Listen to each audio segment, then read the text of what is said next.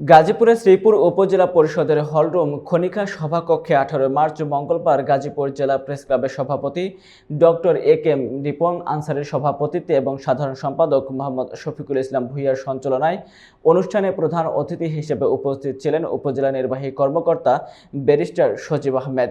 বিস্তারিত থাকছে আশরাফুল আলম সরকারের প্রতিবেদনে।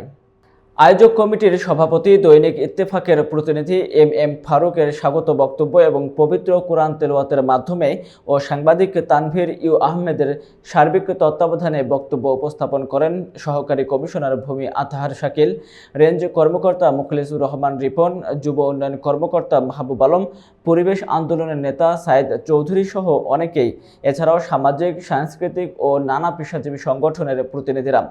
ইফতার পূর্ববর্তী মোনাজাত পরিচালনা করেন শ্রীপুর উপজেলা ওলামা পরিষদের সভাপতি। এর আগে পবিত্র রমজানের তাৎপর্য এবং শিক্ষা নিয়ে আলোচনা করেন হেফাজত নেতা মাওলানা আব্দুর রহমান সাইফি সাহেব।